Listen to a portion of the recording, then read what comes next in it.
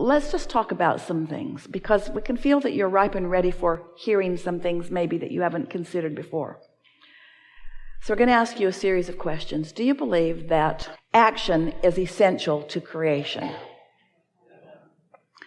All right, so we're going to say to you, action isn't the first basis of creation, but it does often help you finish off a good creation in a more pleasing way. Because the more action that you offer in an arena of no resistance, the more fun you're having, the more involved you are. It's like the difference between being a spectator and being a participant, of listening to someone sing or singing, of listening to someone else's ideas and you having an idea, being a participant in your own life experience. So we're going to ask you some more questions. So, is action essential to creation? It is, isn't it? Let's make it even clearer. Is action essential to robust, delicious, tactile, see it, hear it, smell it, taste it, touch it, creation? Yes, emphatically yes. What happens if you try to jump into action before you're in alignment? It doesn't work, does it? So it isn't whether action is good or not, it's when the action is best. Yes? So is action better when there's a strong need? Or is action better when there's a strong desire? And by strong, do we mean painful or big? Can you feel the difference between a desire that is life-giving and exhilarating and a desire that is...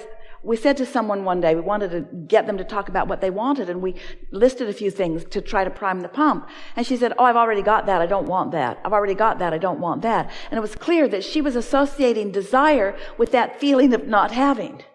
We're talking about feeling of pure desire being the feeling of anticipation, of knowing for sure that you can have this thing and you just figured out that you want it. That's that fresh desire. Do you remember that?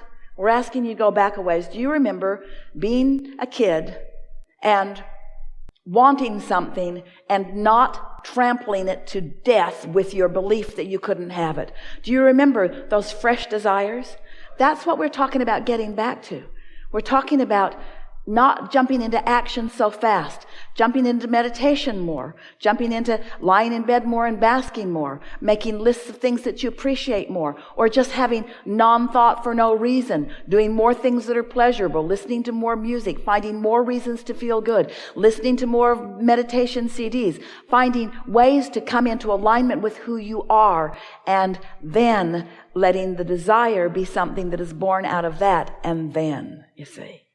So here's some things that you could say to friends who are saying, what do you want? And you could say, which was one of the reasons that we appreciated our friend who came up with all kinds of desire to be in the chair, who had nothing to say once he got here. And the reason that he had nothing to say once he got here was what we wanted to demonstrate with that is a lovely state of being for you to be in.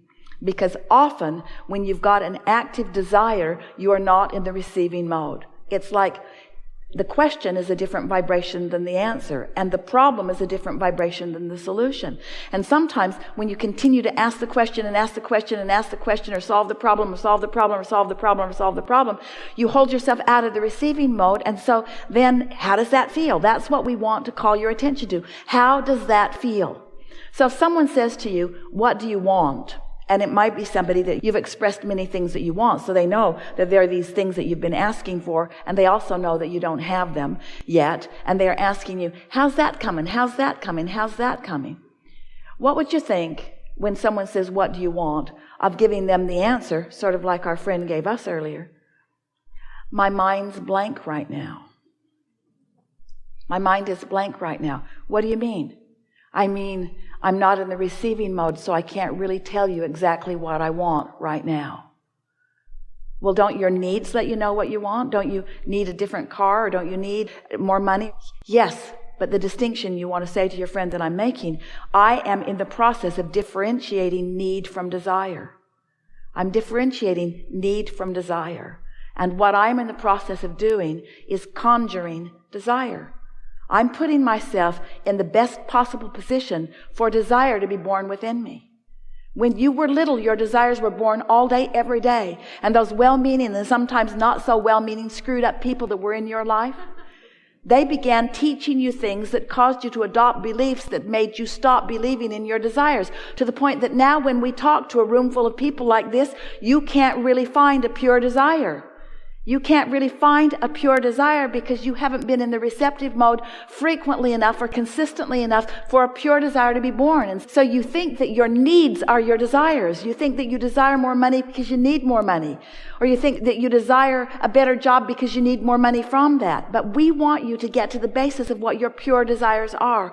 We want you to remember what you knew when you came, that you are the creator of your own reality and that you can be or do or have anything. We want you to feel that fresh friskiness that comes from tuning into the vibration of who you really are. We want you to allow yourself to become your total self who has the big picture. We want you to remember that you are an uplifter and that you are a lover and that you are an allower and that you want to feel good. That's what we want for you. We want you to return to the vibrational frequency of who you really are, rather than just catching glimpses of it or snatches of it in between all of the efforting that you're doing and all the trying and comparing and struggling and defending and justifying that you are doing. We want you to awaken to the remembering of who you really are, because your inner being knows who you are. Your inner being knows who you are and knows where you stand in relationship to everything that you want. And when we talk about this vortex that you've been building, you put that together one pure facet at a time. You weren't sitting in a room with someone demanding that you tell them what you want. That was just born out of life experience. When someone was rude to you, you knew that it should be otherwise. When someone didn't love you, you knew that you wanted them to be in the receiving mode because you knew that you wanted them to love, not only for your benefit, but for theirs as well. When you were confused, you knew that you wanted clarity. When you were lost, you knew that you wanted to know where you were going. When you didn't have enough of something, when you were tired, when you didn't have vitality, you wanted more vitality. In other words, life has caused you to purely create what you want. There is a vibrational version of you who knows precisely what you want. There's fresh, pure desire in this vortex. And law of attraction is spinning it up and spinning it up and spinning it up, and it's ready to be revealed to you. And when that desire is born within you, you think when you come to a gathering like this that you've got a long list of things that you want. You think that you came here so that you can get the things that you want out into the open, so that we can tell you what the path of least resistance is to the things that you want. And what we want to shout to you today, in a way that you will hear it like you've never heard it before, is that what you most want of all things, what you most want is to have that fresh desire. What you want is to want. What you want is to want. What you desire is to desire. You want to desire. You want to desire. You want to desire. Nothing more. You want to desire. We don't want you to want to fulfill your desire. We want you to want the desire. We want you to want the idea of the desire. We want that desire to be born within you. We want you to want that desire. We want you to feel what that fresh desire feels like. Jerry and Esther would go into a store and they would say, "Can we help you?" And Jerry would say, "We're just looking for something to want." Just looking for something to want. Well, what are you looking for? Something to want. We're looking for that thing that lights us up. We're looking here for that thing that lights us up. So our desire is to be lit up. Our desire is to be tuned into the frequency of who we are. Our desire is to be in sync with our source energy, who is in love with life, who's happy about life itself, not conditionally, unconditionally happy about life itself. We know we're stretching you into something that isn't about action, with the promise that once you get that, the delicious action will be inspired. You'll feel like calling this one and going here. You'll feel like getting in your car and going over there. You'll feel like picking this up. You'll feel like going to the bookstore. You'll feel like picking up that book. You'll feel like reading that book. You'll feel like getting online. You'll feel like clicking this link. You'll feel like looking for this search. You'll feel like putting this word in for the search. You'll be inspired to this never-ending trail of things that will surprise and delight you all along the way. You came here to live happily ever after, not just sporadically stumble upon things that feel good. You came here to consistently find things from life experience, tune into the frequency of that desire, and then systematically watch it move as a cooperative universe gives you everything that is necessary for the fulfillment, for the complete full fulfillment of. You are the creator of your own reality. And it's the creating of your own reality that is the juice of life, not the stuff that you create when you create your own reality. It's being the creator.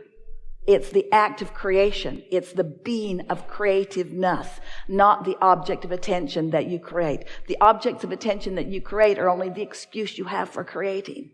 It's only the excuse you have for flowing. It's only the excuse you have for tapping in. It's only the excuse you have for being in the flow of that, you see. Yeah.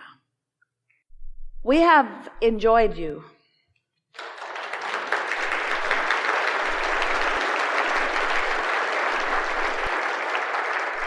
We've enjoyed this focused, culminating convergence of beings and beingnesses. We are a good mix together. The desires that you came with and the desires that you have discovered and the desires that are yet to be realized by you, in combination with the beliefs that you hold, has created what we have found to be the perfect environment of stability and reaching forward. The lives that you've been living, the lives that you are living, have positioned you for a different reception than you have experienced before. So you have allowed, by that which you are, a flowing of conversation because of your receptive mode. We can't say to you what you're not ready to receive. Oh. So your receptive mode all along has been the reason for the evolution of this conversation. You get what we're saying? So sometimes you're quieter than usual. Sometimes, because of the intensity of what you're living, coupled with the desire that you are allowing, you create the perfect environment for real expansion in understanding. And that's what has taken place today. Esther can hardly wait to get her ears around what we have all created here today. We make too much of all of it. Don't try to think your way through it. Just leave this gathering with one strong intention, and that is, I am going to be happy. I'm going to be happy in my bed. I'm going to be happy when I wake up. I'm going to be happy in my relationships. I'm going to be happy at work. I'm going to be happy in traffic. I'm going to be happy in my car. I'm going to be happy in my current financial situation. I'm going to be happy in my oncoming financial situation. I am happy. I am a happy being with the potential of being happier still. I am happy. And when people say, "Hi, how are you?" say, "Happy." I'm happy. I'm happy. Because what that means is, I'm not only satisfied with what is, which will serve you so well, but I'm eager for what's coming, which will serve you so well.